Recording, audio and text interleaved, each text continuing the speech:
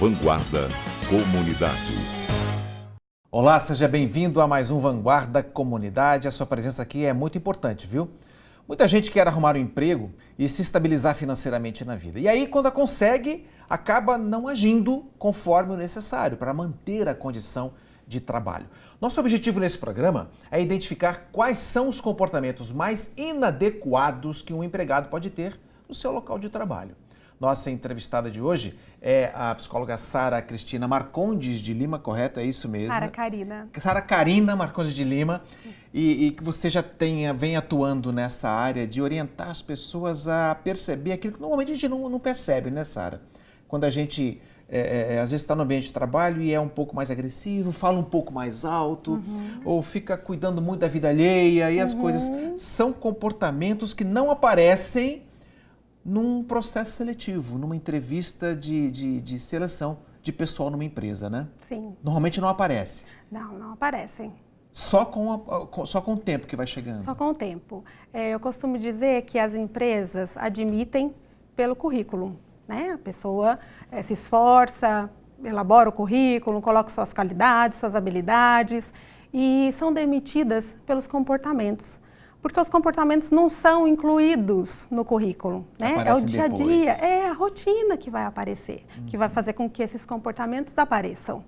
Então, para a gente pensar, né? De que forma que nós estamos nos comportando no local de trabalho. Muitas empresas, inclusive, têm aprimorado muito a qualidade da entrevista de seleção.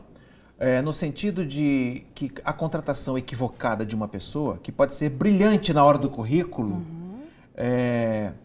pode trazer graves prejuízos, inclusive financeiros, na hora em que o comportamento dela começa a se revelar, depois de alguns meses, criando situações desconfortáveis para os colegas, tentando passar por cima de um ou outro de maneira até antiética, muitas vezes, coisa que não apareceu no currículo.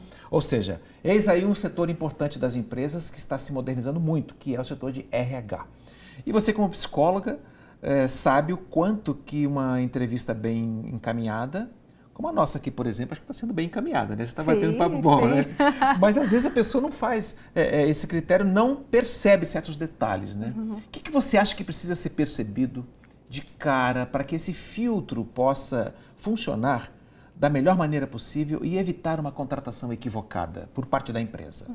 Talvez ser incluído na entrevista questões a respeito de relacionamento, né? Questões comportamentais. Ser questionada a pessoa... A pessoa se revela aí, né? Sim, nessa situação, como você reagiria?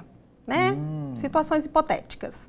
E aí você vai perceber como ela se coloca nessa conversa, né? E perceber que tipo de comportamento ela teria em determinadas situações.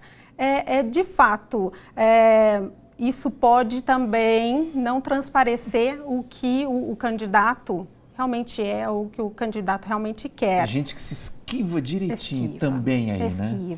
Mas ainda assim há contextos em que o bom psicólogo conectado a um RH forte, bem encaminhado, consegue filtrar. Sim, através de algumas dinâmicas dá para fazer isso também, através vendo o relacionamento do grupo, né? Se for uma entrevista grupal. Com vários candidatos. Põe eles ali para fazer uma dinâmica. E ali se revelam as qualidades inconscientes das pessoas. É bom destacar também que algumas pessoas têm algumas habilidades, né? A gente chama de competências sociais. Dentro dessas competências sociais, existem as habilidades sociais. Muita gente tem as habilidades, mas não tem a competência. Eu sou hábil em perceber, por exemplo, o que o outro está sentindo, né, o que o outro está pensando, sou hábil em perceber o comportamento do outro. Mas o que eu vou fazer com isso? Aí faz parte da competência. Né? A competência social é que vai permitir que você perceba e faça alguma coisa com relação a isso. Por exemplo, candidatos à equipe de vendas de uma empresa, né? Tem a habilidade de perceber se o cliente está favorável ou não à compra, tal, mas não sabe o que fazer com aquilo. Né? Percebe o comportamento do cliente, percebe o interesse do cliente, mas de que forma ele vai ter a habilidade, usar essa habilidade para atingir essa competência da venda? né? Que no caso dele seria a venda. Que é a arte de convencer a pessoa a levar aquele produto. Exato. Que vai ser importante para ele. Né? Alguns estudiosos falam de múltiplas inteligências que todos nós temos. Né? Howard Gardner, por exemplo, criador da teoria das inteligências múltiplas, fala de duas que são muito interessantes para esse nosso contexto, do nosso bate-papo aqui. Elas seriam a inteligência intrapessoal, a pessoa que tem habilidade para se auto-investigar, para se autoanalisar, e a inteligência interpessoal. Eu uso das minhas habilidades para criar um ambiente favorável na minha convivência grupal. Como que você avalia a importância dessas duas habilidades para uma boa continuidade num ambiente de trabalho? Isso faz parte das competências sociais também, né? Para você ser bem-sucedido ou ter uma competência social considerada apta, vamos dizer assim, você precisa tanto cuidar dos seus interesses quanto cuidar dos interesses do outro. Não se colocar em segundo plano, né? Considerando sempre a opinião dos outros, mas tendo empatia pelo outro.